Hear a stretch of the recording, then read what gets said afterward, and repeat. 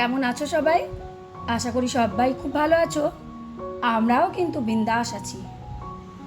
তো দেখো, আজ হলো রবিবার, আর আজকে তো বিশেষ দিন, রথযাত্রা। সবাইকে জানাই শুভ রথযাত্রার অনেক অনেক শুভেচ্ছা। কিন্তু যখন আমার ব্লগটা পাবে তখন তো রথযাত্রার দিন শেষ। যাই হোক, আর এই ভালো দিনে কিন্তু আবার একটা ব্যাপার আছে, আমার কাজের দিদি আজকে আসবে না। আজকে ও ডুব দিবে। এমনিতে তো ছুটি কম নেয়, কিন্তু তবুও বলেছে রবিবার সোমবার আসবে না, ওই বিয়ে বাড়ি আছে। তো যাই হোক, কিছু করার নেই।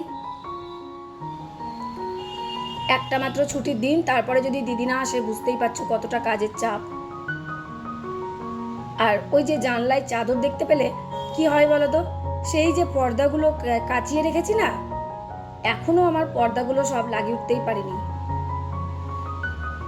এই জন্য না রাত্রেবেলায় চাদরটাকে ঝুলিয়ে দিই।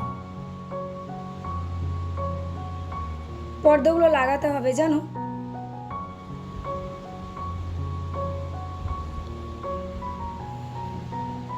একদিকে তো ঘরের এক্সট্রা কাজ, তারপরে আবার দিদি নেই, ওই কাজগুলোও করতে হবে। যদিও তো ওই বাসন মাজা কাপড় কাচা এগুলো তো আমি ডেলি করতেই থাকি, তবুও যেন একটা পাশে সাপোর্ট থাকে, এটাই অনেক। আর এই দেখো, ঋষির তো আজকে এক্সাম, মানে স্কুল ছুটি, এক্সাম নেই। ও এই ট্রান্সপারেন্ট পেন্সিল ব্যাগটাই ইউজ করে। ওদের ট্রান্সপারেন্ট পেন্সিল ব্যাগ নিয়ে যেতে হয়। তোর পেন টেনগুলো এইটাতেই ভরা আছে।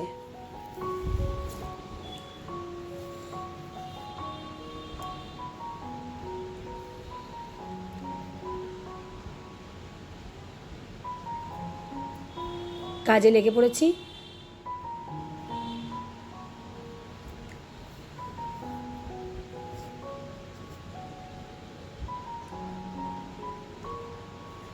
তো চলো টুকটুক করে কাজগুলো গুটাই। আর এইদিকে ঋষি দেখো এদিক ওদিক করছে। ও তো পড়তে বসবে। একবার খাটে বসেছিল, তারপরে ওকে উঠিয়েছিলাম বিছানাটা ঝাড়ার জন্য। কত যে পড়াকু ছেলে আমার।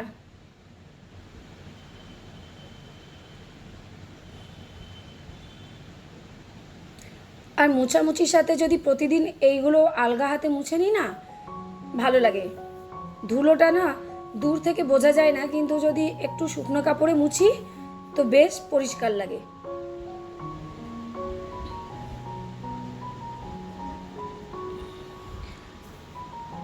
আর এদিকে মাও আছে এখন। দুই মায়ে আছে তো বেশ ভালোই আছে। নিজেরা নিজেদের মতন গল্প করছে, কাজও করছে একে অপরে। আমার বেশ ভালোই লাগছে। আর এই দেখো, বাবার কাছ থেকে বোধহয় টাকা নিয়েছে, দিয়ে পিজি ব্যাংকে টাকাটা ভরে দিল।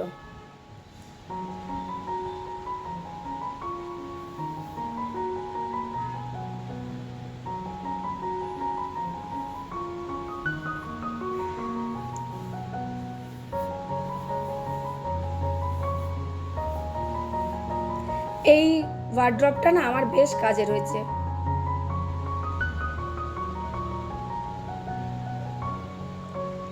এই যে চলে এসছি কিন্তু ঘর মুছতে।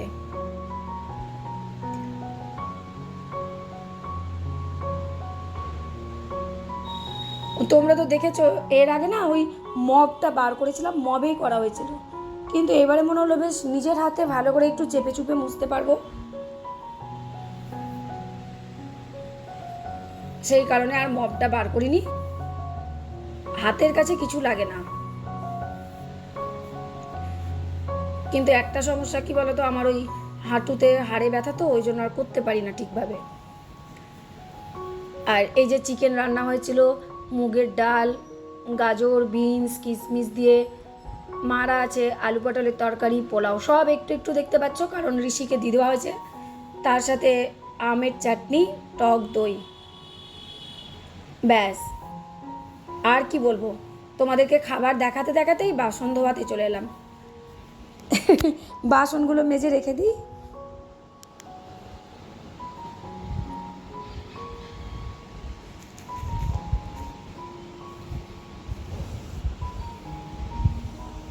নাইটিটা গেল ভিজে, এবার যাবো, চলো নাইটিটাকেও চেঞ্জ করে নেবো। আর এই দেখো সন্ধ্যাবেলায় কিন্তু আমরা দুই মাকে নিয়ে বেরিয়েছিলাম,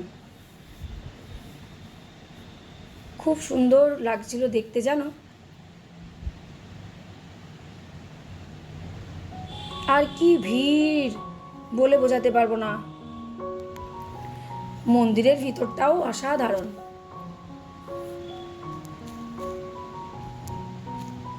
আর আমাদের বাড়ির ওপর দিয়ে আবার রথযাত্রার মিছিল গেছিল, তো বাড়ি থেকেই দেখেছিলাম মারা নিচে নেমেছিল, আর তার সাথে আবার সন্ধ্যাবেলাতেও বেরিয়েছিলাম। এই যে দুই মা মন দিয়ে ঠাকুর দেখে যাচ্ছে, দেখো এই যে মন্দিরের ভেতরটা দেখো কি দারুণ লাগছে না।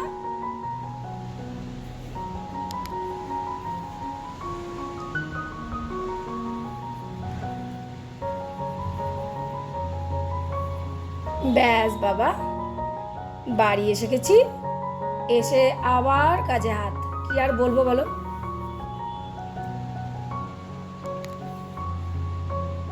মা বাসনগুলো তুলে তুলে দিচ্ছে, আর আমি এগুলোকে গুছিয়ে নেব। এদিকে ওই দেখো ওই মা আছে,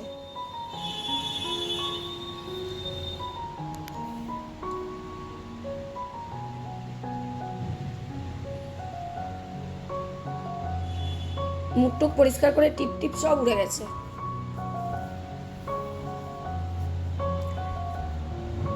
এত গরম লেগেছিল না, ওখান থেকে এসে আবার গায়ে জল দিয়েছিলাম।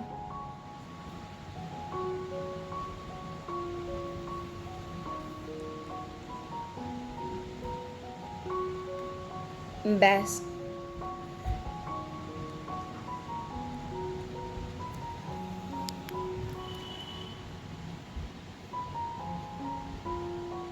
এটা ঋষির জন্য চা করছি, ঋষি বললো একটু চা করে দাও মা।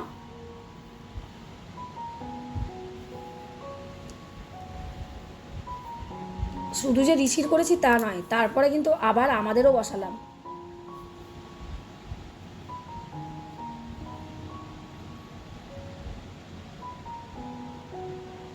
যদিও কিন্তু আমি মোবাইলটা দেখছিলাম, মাই চা করে আনলো।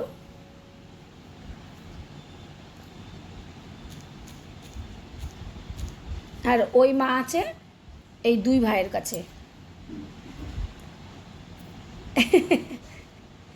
আমি বলছি মা চা করে আনলে, ঋষিকে তো আমি চা করে দিলাম।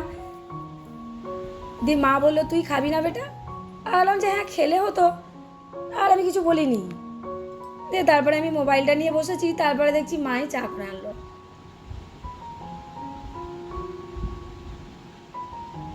তো বেশ, আমার আজকের ভিডিওটা তোমাদের কেমন লাগলো অবশ্যই কিন্তু কমেন্ট করে জানাবে।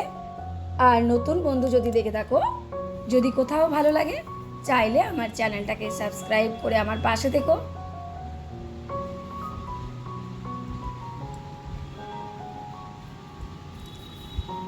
চলো একটু আমরা এখানে বসে থাকি, তারপর আবার মাও আসবে, তিনজনে মিলে আবার একটু গল্প টল্প করবো, তারপর আবার রাত্রের খাওয়া দাওয়ার প্রস্তুতি। তাহলে আজকের মতন ভিডিওটা এখানেই শেষ করলাম, টাটা।